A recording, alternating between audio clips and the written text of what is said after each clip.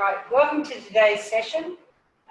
We have today, this session is Introduction to Screencastify, and it is being presented by Vicky Vance from the Diocese of Bathurst. So thank you, Vicky, for giving up some of your time to do this. I'd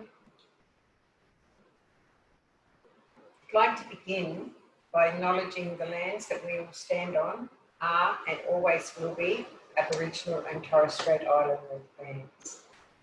We pay respect to our First Nations people, past, present and emerging.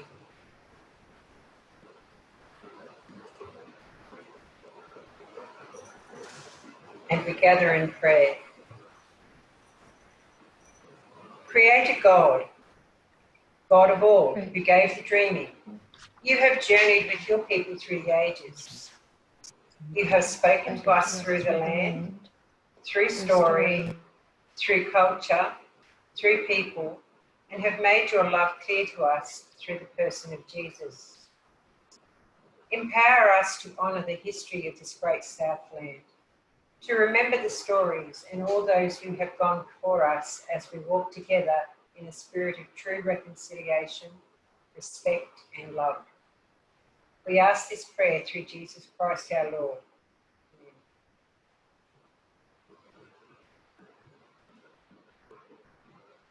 And so just to remind you all that this webinar will be recorded, and the recording will be available after the session via the website. If you have questions, please use the chat function and we will attempt to answer them. Thank you, Vicky.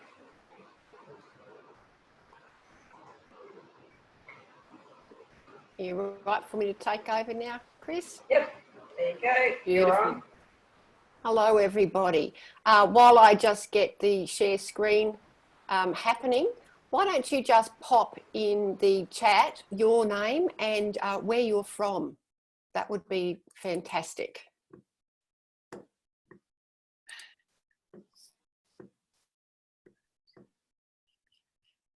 See the other one. There's another one. I've just heard a very happy little person there. So one of the things you might like to do is just check that your microphone's muted. And we'll get started. Let's just wait. Okay. Can you all see a Screencastify slide deck on the screen now? Give me a thumbs up. Terrific. Well done. Okay. So yesterday we had, I did an introduction to Zoom session and an introduction to Google Classroom at the beginning of the week. There's some advanced versions of these things happening. So they're, the Zoom was a standalone one. The Classroom one's got Chris Betcher doing another advanced session later today. The Screencastify one has an advanced session tomorrow with Mark Woolley from Wollongong. So this is the basics of Screencastify, and if you know, once you've done this, maybe take some time to go and have a few practices, and then a 10-mark session later tomorrow to get some more advanced tips. So what we're going to do today is just talk a little bit about why we might use Screencastify. There's a bit.ly link on the top slide there. If you want to copy that down, you can get a copy of this presentation. It will also go up on the website. But that's so that you can get it now, and if you want to take notes and you want to access links and things like that, towards the end you'll be able to do it straight away rather than wait for it to be linked on the website. So Screencastify, I've been screencasting for a number of years. I used to use something called Screencast-O-Matic, which I still find terrific, but Screencastify has really come into its own as a Chrome web browser extension. And it's just so easy. It just sits there at the top of the screen all the time, and I use it for heaps of work. So as an instructional tool, it replaces the traditional lecture style, direct instructions. It can be, you can talk to a slide just as I'm doing here, and I'm going to demonstrate that in a minute how you might do that. and it allows the receiver of the message to replay that video over and over and over until till they've got all the information that they like. So it's fantastic for giving directions for projects or other complex tasks that might be too hard to actually write down, or you might be dealing with people who might have some reading issues and they might comprehend things a little better with audio and visual. And there as provide remediation on skills that students might need to practice. So you can actually contextualize feedback in a document. You can leave a Screencastify video as a comment in a Google Doc to actually talk to them about what's happening in their document, their assignment, their slide deck. And as I said there, give multimedia feedback to students. As a learning and collaboration tool, it's a wonderful way to record your thinking. If you're not in the same room as your class partner and you're trying to program together, you found a great website, talking to them in a Screencastify and attaching that in a Google Keep note is a wonderful way to actually tell them what you're thinking about something. And it's also an easy screen camera record linked to Google Drive. It goes straight to Google Drive. I've spent last night downloading videos and editing them and then having to upload them again to Google Drive, and the bandwidth involved in doing that sort of stuff is pretty horrific. I had to do it after hours when nobody else was on the internet in the house. This stuff saves straight to Google Drive. So there's some really, really good features about it. So the session today is to know and get to know Chrome Screencastify extension and install it. If you haven't got it, we'll walk you through the steps in how to do that. Once it's installed, to set up your mic and your camera phone. So, your camera. What you might need to do to follow along with that is perhaps have two screens running. Watch this on an iPhone or a phone or another second computer. Have Screencastify in your Chrome browser running and practice, play along with me. Know the difference between the browser, the desktop and the webcam style recording. Know how to record, pause, use the tools in recording, and know where to find your recordings afterwards. So as I said, this is a basic session. I should probably turn my present tools on so I can use my pointer. So it's a basic session, and Mark's going to go through an advanced session later on. How am I going with pacing so far? Have we got any particular questions that I need to address before I keep going? I'm going to just show the chat participants and the chat.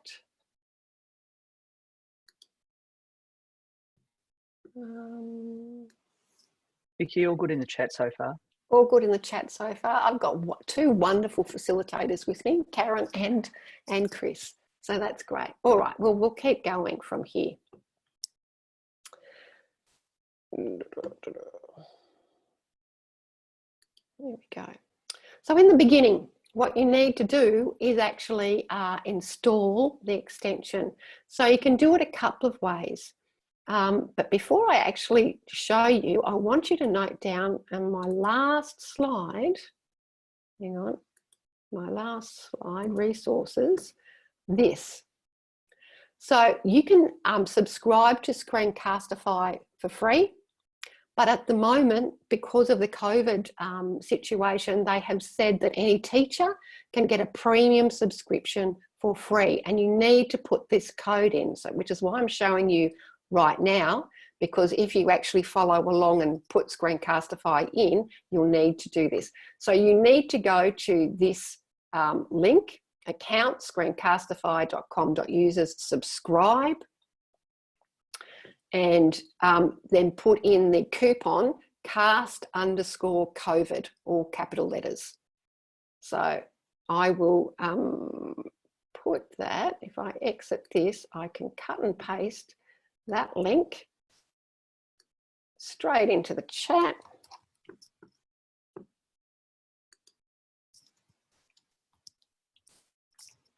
Done, Vicky. Oh, you did it. You got there before me, Christine. Thanks. And make sure you put in that cast underscore It's also in COVID. chat, Vicky. Beautiful. I'm not used to working with people doing these things in the background. I'm used to doing it by myself. So thanks, Christine and Karen. So as you sign in and subscribe, make sure you do that and you get your Screencastify for premium for free. So I'm going to go back to this slide and present, because I've got a little video involved here, and I'm going to try this, optimize for video playback. There we go. Okay, so you need to be in your Chrome browser and you need to install Screencastify extension. Now you can go to the Screencastify homepage, click on that, and there's a button, a blue install button. You'll see a confirmation box pop up and you just say add extension, or you can go to the Chrome Web Store, which is the way I always install Chrome extensions. This little video, let's see, we need to, here we go, just shows you the process.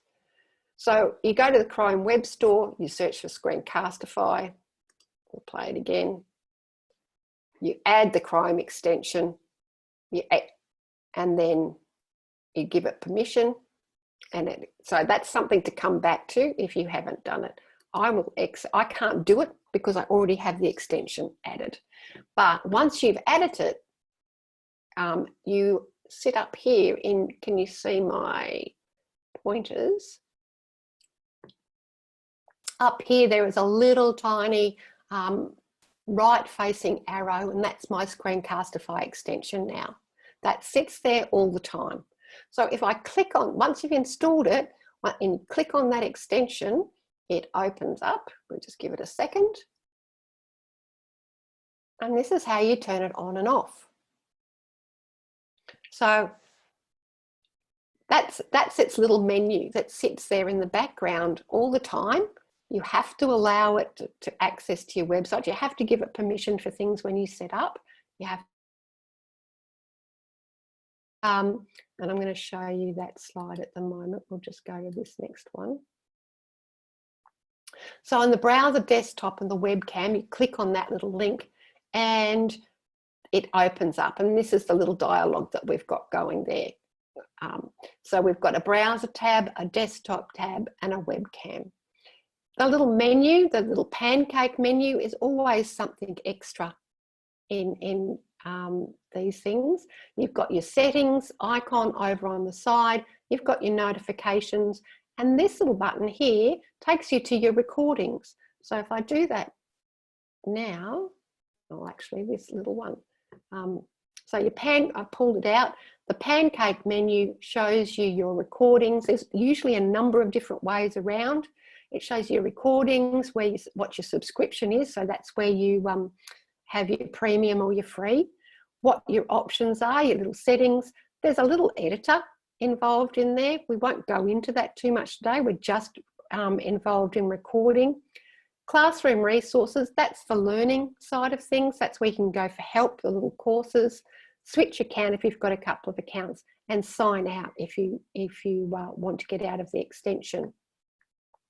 The other way to your recordings, as I said before, is this little recordings, I don't know what you'd call it, 2 squares on top of each other with an arrow, a play type button. That's where you go and find your recordings, and your advanced settings are over here in the cog, and that's where you get to resize. I don't play with those at all. I just leave them as is. As you get a little bit more advanced, you might want to come in there and play around with things, but I've never needed to play with those at all. I've just used the default settings. So when you record, and I'll show you all this in a minute, but I just wanted to explain it before we get there. You have a little toolbar that sits, it counts you down, 3, 2, 1, record comes on, and it gives you a little toolbar at the bottom, and there's a pause recording button, there's a pointer button, and we'll show you what that looks like in a minute. There's an annotation button you can draw on the screen. You can rub it out, and your camera button, turn your camera on and off. And to close the tools, you just use the little X on the side there. Where to find your recordings. So you can come up to, when you've recorded, it brings up a little dialog box, and you'll see you can open it in Editor, and that's where you can trim the front end or the back end or do something with it. You can bin it if it was a bad take, and I bin lots of bad takes that I don't want to publish. I usually go through a screencast. If I'm lucky, I'll get it on the second go. Sometimes it takes me 10 goes to get exactly the way I want. I don't script things. I use dot points to cover, and I just, you know, there'll be a dog barking in the background, or the phone will ring, or something along those lines. So I just get rid of it. I bin it straight away and do it again. And you find with more practices, you get a little bit more efficient, I guess would be the word. So beside the open in Editor and the bin box, it processes, it gives you a link straight to Google Drive, where you can take that link and share it straight to Google Classroom if you're using Google Classroom, or you can send it in an email link, or you can download it onto your desktop. So that's once you record. I'm going to take you through a recording now. Do I have any questions before I do that? How are we all going? Give me some thumbs up, or yep, not too fast, ready to have a go. I'm just having a bit of trouble trying to use the cast COVID thing to make that work. All capitals, and yep. Underscore between the cast and the COVID. Sorry, where did I have to go in to get to that? I was a little bit late because of internet issues, so I was looking just as you was explaining it. That's okay. So scroll back through the chat. There is a link, account.screencastify.com. So I've managed to set up a basic account. Yep. Where do I have to go after that point? And it should have you put in a coupon code. Oh, that hasn't come up. Okay. I might be able to help you afterwards. You can just not a problem. You can still do this in the basic, so it's awesome. not going to worry you. The only thing in the basic account is it limits you to, I think, about a 5-minute recording. You can't go over 5 minutes. Okay. Generally, you never go over 5 minutes anyway, so it's not a big deal. We can get you through that afterwards. Was that Amanda? No? Jessica. Jessica. Okay, I think there were a few others that came in late too that might need it though. That's okay. We can take that to the other end of the session. If you've just got the basic account, you can follow along. Thank you so much. You're welcome. Okay, so that gave us a little bit of a minute for you to all get the extension. And what I want you to do now is to go up and click on the extension and open up your little dialog box, because what you're going to record the Zoom session. Basically, that should be what's on your screen at the moment. So the settings, as I open the pancake menu, that's what I showed you in the image before. If you've had recordings before, that's where you go to find them. Your options are the ones I don't touch, the editor, the classroom resources. There are two great courses. One's called Screencastify Master, one's called Screencastify Genius. Master takes you about an hour and it's a series of little videos. Genius takes you about 40 minutes. You get a certificate at the end. You have a little test at the end. And there's also a Screencastify Junior Master. And it's a perfect one to get your students to use. So that's in the main slide as well. Help, obviously, is a good thing to always know where to find. To get out of that, just click the menu again and you go back to your dialog box. The difference between the tab and the desktop and the webcam. So if I click tab, it just records the tab that I'm on. It won't take me outside the browser tab that I'm in currently. If I want to go outside that single browser tab, I need to click desktop. And that will allow me to go outside of my browser tab. It will allow me to go to Pages, or it will allow me to go to PowerPoint, or anything that comes up on my screen. To hit The webcam, it will only record the webcam. Okay. So if I, oops, well, click. Then I have got controls underneath here. I turn the microphone off. So if I don't want any audio and I just want to show people something, I turn the microphone off. If you've got a number of microphones on your connected to your computer, you use the little downward arrow and you can choose which one. At the moment, my headset is defaulting anyway, so I'm just going to leave it on that. If you need to test your audio, you can see a little audio recording beside the microphone there. So you want to be hitting orange and maybe just a little bit of red in that recording button. If you click on the microphone, that expands it. So if I need to adjust it and it's a bit loud, I can bring it down. So I'm just getting a little bit of red there. Okay, so they're saying adjust the slider if your recordings are too quiet. I just like a little bit of red, but not too much. There you go. So if I click back there, I've adjusted the microphone. This is where you select your camera, and over next to select, there's a little downward triangle. Click on that. I've only got one camera at the moment, which is the FaceTime camera. But if I had an external camera connected, that would be where I would go.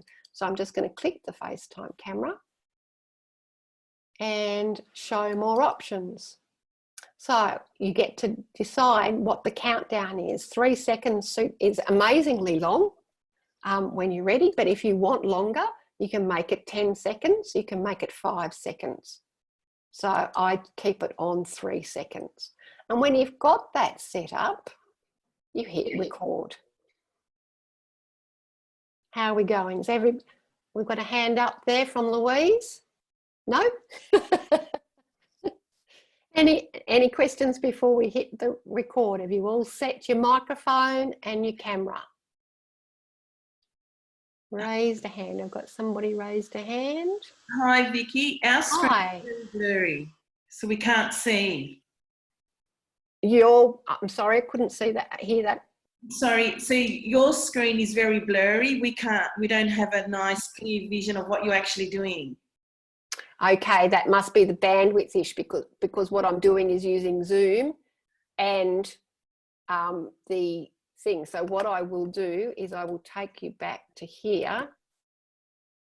Okay, and just explain what I did. I've just turned Screencastify off for now because it must have been the bandwidth. Is that a little bit clearer for you? Little bit. There's lots of people having this issue. Yeah, a little bit.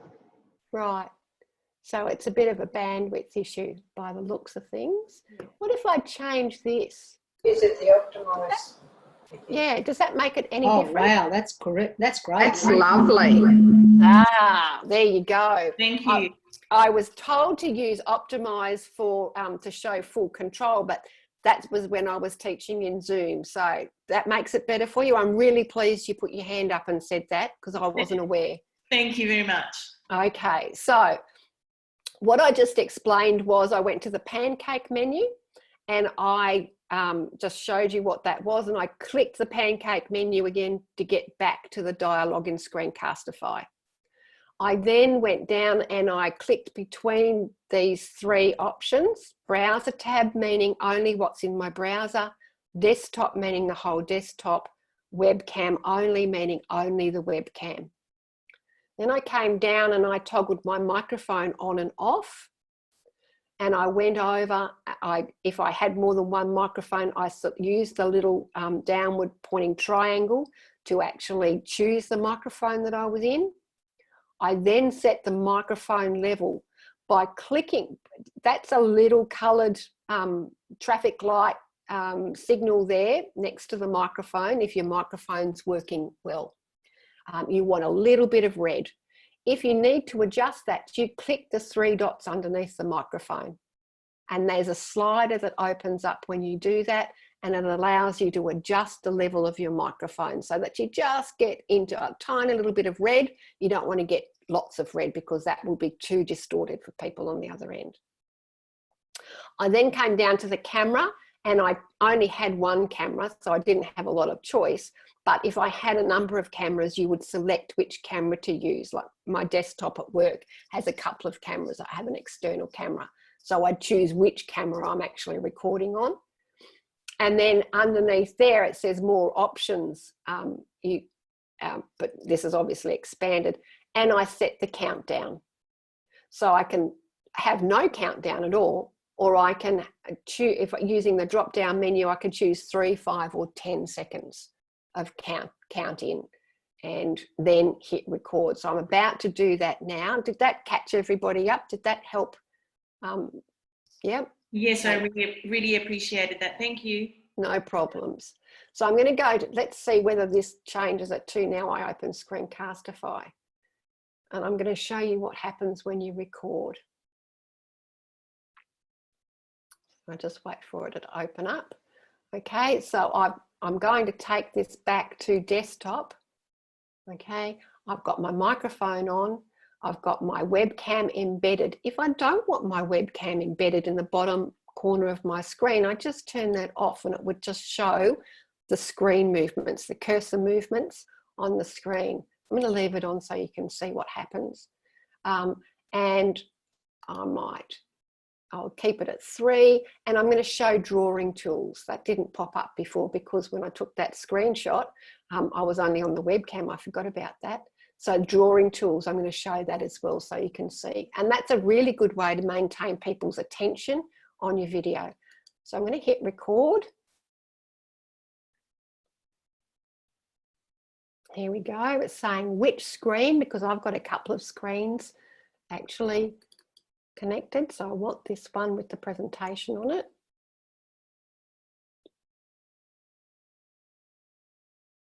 And this might be, here we go. It just count 3, 2, 1. And we're recording. So wherever my mouse moves on the screen now is recorded. If I want to pause the recording, I use this little pause button down there. If I blow out the cursor symbol, I can change my mouse pointer. So this one, this is a little highlight. So it blurs the background of the screen and it highlights where you want to send people. And if I want to go back and change that again, I just go back to the cursor symbol and change it. No, come off. Hide cursor when not moved.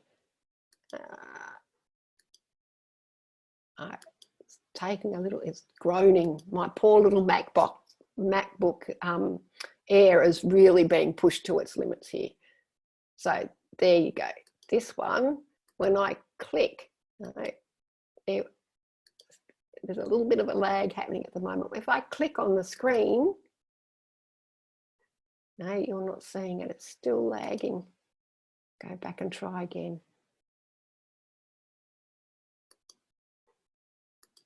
Oh, I should be patient and wait for it.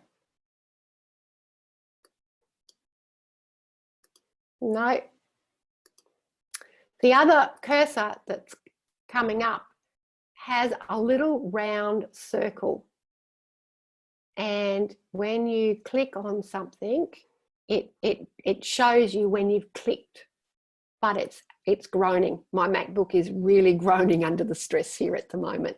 So its processor's not coping well with this. I'll try one more time. Down in the bottom cursor, option M. I'll try that instead. Option M. Oh, we've lost everything. There we go, we're back again. Okay, I'm not going to play with the cursor. You can play with the cursor when you record. To click on the annotation tool, you click the pen symbol. You can choose the color. I might go for blue, I think. And what happens is I get a pen up on the screen and I can highlight things. So as I'm giving a lecture and I want somebody to actually notice something, I can use a pen to underline. and that's recorded as well. So if I'm pointing out, perhaps it's a set of instructions and you want them to see all the verbs, I'm thinking of stage 6 here, all the verbs that they have to do for an essay. They have to research, they have to analyse, they have to report or summarise. You might use your pen to actually point out what those verbs are in the instructions. And this just might be a screen of your assignment instructions that you want to debrief with people, so you don't have to go over and over and over with them. If I want to rub out, I click the eraser and I just highlight what I want to get rid of. And it records all of that in my recording. If I want to embed the webcam, if I click on the camera, it comes off and on again. And because I'm working on 2 screens, the webcam's coming on my opposite screen, so you can't see it. If I wanted to get rid of the tools, I'd click plus. I never get rid of the tools. I just leave them there all the time. And if I want to pause, I hit the pause button.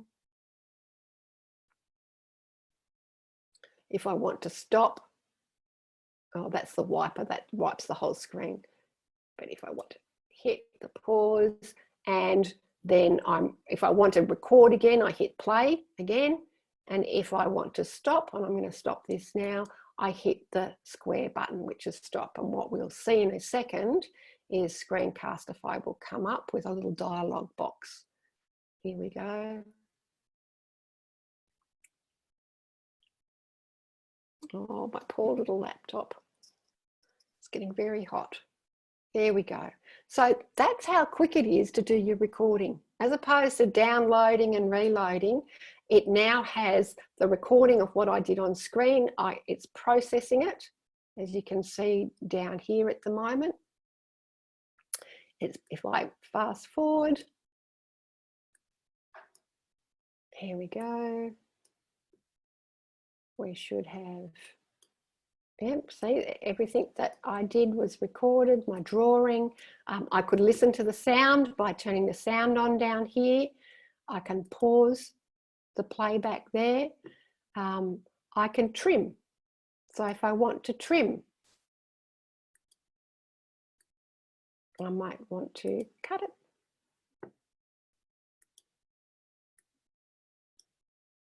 I might want to take that out, so I can cut it there. Save, trim. Okay, so it's trimming my video. So I might have stumbled at the beginning or something along those lines. It's trimming it. We'll wait for it to process.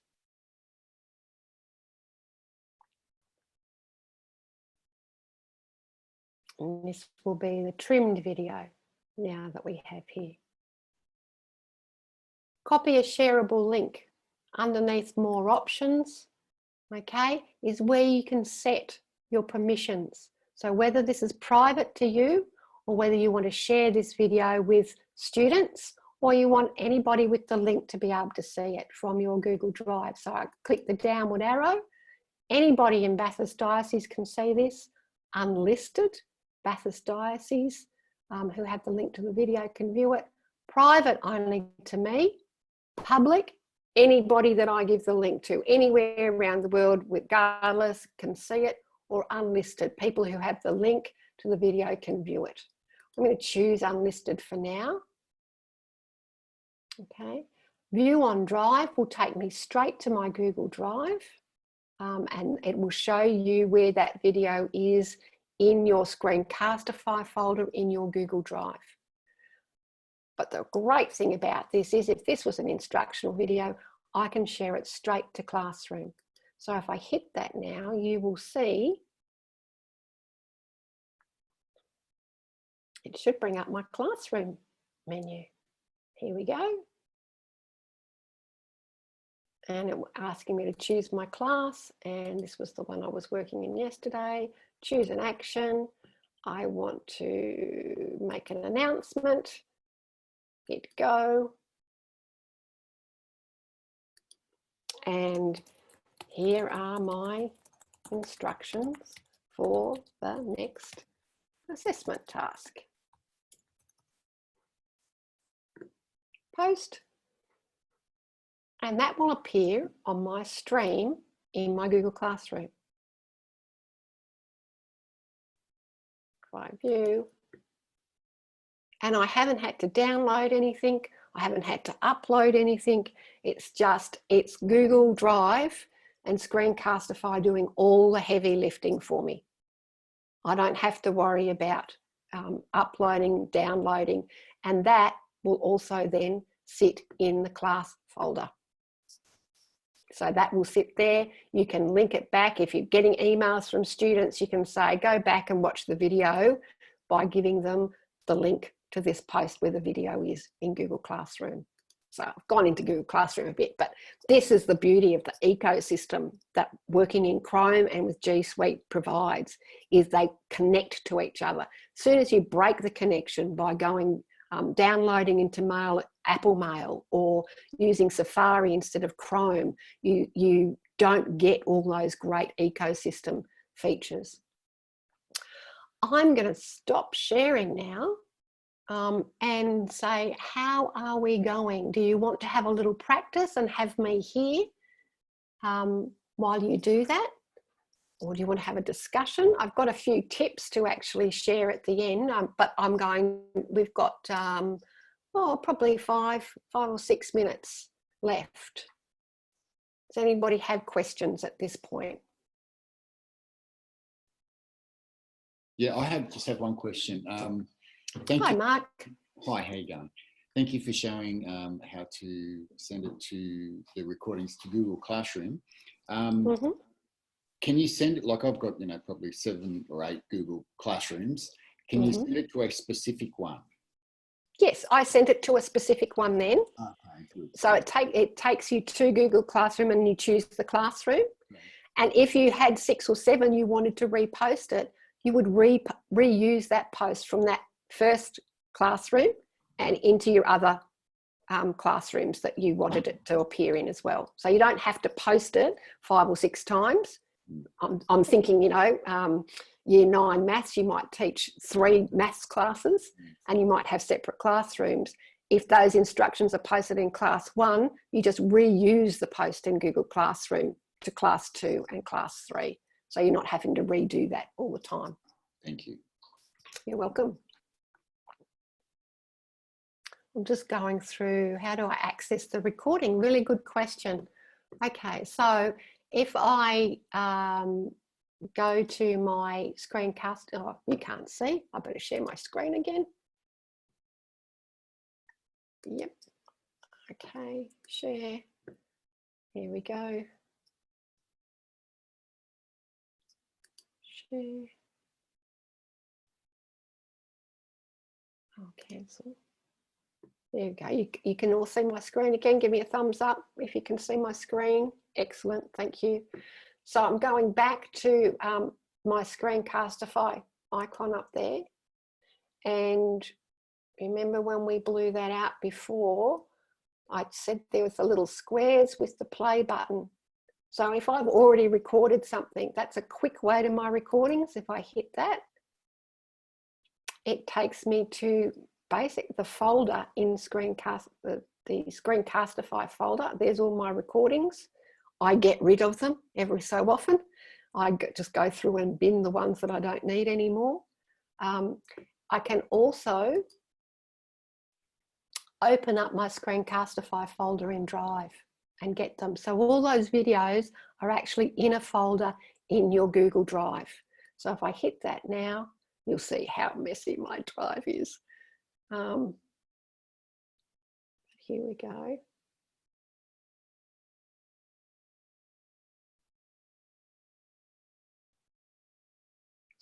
So you can see I'm in my Drive. All my auto folders I create under my Google Apps folders, and then Screencastify. You might just have it sitting as Screencastify in your Google Drive. And there's all my videos. So if I wanted to come back and change the settings on this video, for instance, April 13, I just highlight the video, I come up here to share it with somebody specifically, I might, just the same way as you do with other assets in Google Drive. If I won't do that one. If I just wanted to get the shareable link, I've forgotten what that link was that I used straight in Screencastify. I can get my shareable link, turn it on, cut and paste that link and send it to somebody via an email. If I need to check my settings, just checking the share settings there. And we go up here to link sharing. So I've got anybody in Bathurst Diocese, or I've got more. If I wanted anybody in the world to see this, anyone with the link. And I can share that and they can view that. There you go. So I'd hit save. I won't do that because I can't remember what that video was and I'm not sure I want that out there on the web. But that's how you would do it. You can see to get the shareable link, just copy the link there. So there's always a couple of ways around doing things. It's about the way that works in your workflow best. How are we going? Have you had a play? Has anybody run into some issues that they want to ask about? I'm just blowing out the chat on the screen. Just save that link and add it to your site. Yes. Thanks, Leslie, for stepping in. How can you cut parts of your video after recording? Okay, so my understanding is Screencastify only lets you trim either side. I download it and put it into iMovie. And that, if I need to polish it up, that's just because I'm working on a Mac. If I was working on my PC, I'm just trying to remember the name of the program that I would put it into there. I think somebody said you can do simple editing in photos on a PC these days, but I'm trying to think of the name of the PC recording tool that I use. I haven't done it on that for such a long time. It just seems to be faster on my Mac. There's an edit. It nearly came to me, media something. He's got a PC. Anybody else chime in with this answer? No?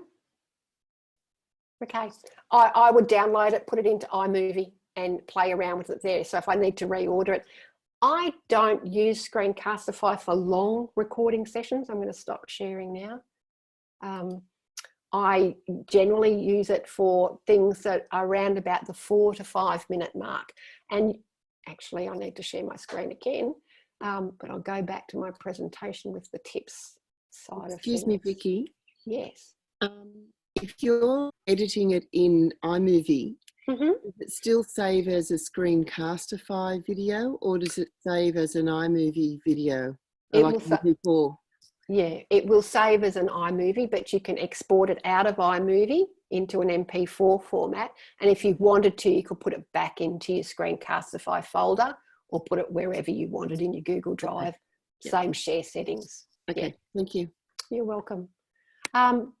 So the tips that I wanted to just share with you, this is after I hated my voice when I first started doing these things. I hated my voice. I hated myself on camera.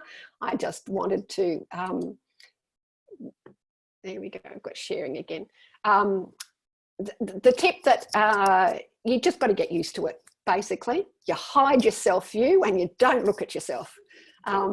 And you go back and you listen to yourself and you just listen for things like ums and ahs. You don't, you don't think about your pitch or your pace or your tone. Mind you, it's good reflection to think, okay, I might slow down again the next take. Learn from your takes and redo them. Choose your environment. Check what the camera does look like if you are using the webcam on your screencast. Make sure you've not got something in the background flying through that you don't want people to see. I'm sitting in my dining room. I'm against the wall. I know nobody is inadvertently going to walk behind me in their undies or something at the moment. Things like that. So choose your background. I can't turn around at my dining room table because if I turned around, the camera would be pointing out the window.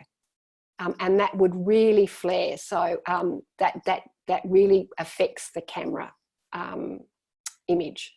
And think about background noise. Using a set of headphones is fantastic because it really allows you to use the purity in recording. External microphones are clearer sound. Chunk your information. I don't work off a script. I tend to have dot points on a sheet of paper of what I want to cover. I have a few practices, and then I talk naturally. The beauty of this is to speak naturally to people, and as you can tell, I can talk underwater, so I have no problem actually talking. But you know, I try to aim for no more than 6 minutes. If it goes longer than 6 minutes, I will chop it up into a couple of videos. But 6 minutes is your absolute max. Some people even say with students, depending on their age, about 3 minutes is a max for younger ones. So if younger students, chunk it into 3 minute levels. Adults, I would go no more than 6 minutes. Prepare your materials, your slides. You know, have a run through, think about what you're going to do, the same way as you do when you prepare your lessons. You guys are actually already so far ahead of the general population doing this sort of stuff. This is you presenting to your class via a computer as opposed to a class full of students in the room. So it's the same deal. Show yourself as a little thumbnail video. It's always nice for students and people that you don't know to see you, to just see your hand movements and you know, all those non-verbal signals that you send when you're a good communicator. If you don't like yourself, some tips I've heard of is make fun of it. Put a hat on, wear a funny pair of sunglasses, put a mask on, have some fun with it. To you know, to highlight it. It's always good to highlight your weaknesses, and don't expect perfection the first go. Keep practicing. Don't be frightened to do it, and if you don't like it, trash it before it actually goes to Google Drive and do it again. As I said, when I first started doing this, I could do up to, I can remember one, it took me 20 goes because every time in my office, I'd get part way through, somebody had opened the door, even though I had a big sign that said recording in progress, they would open the door and say, have you got a minute? Or something, the phone would go. So I do remember that at 20 goes and thinking, oh, this is just ridiculous. I've got much better and I don't expect perfection now. This is real life. And just the end slide of that presentation, and this will go up on the website. There is a Screencastify user guide that you can access that will step you through things. The link to those people that missed the link to signing up to Premium, that's where you go to do that. Adding the Chrome extension, that takes you straight to the Chrome extension. We have a little in Bathurst, a quick start Screencastify guide that's the text. So if you've madly been taking notes, you can access that. And this is just, I think it's, might be an Edutopia article about just a 5-step guide to creating instructional videos. Just things to think about, most of which I've covered, but might give you a little bit more reading. So at that point, I'm pretty much finished. Unless people have some questions. Just one. Sorry. How do you do it on an iPad, or can you do it on an iPad? No. Okay, thank you. Yeah,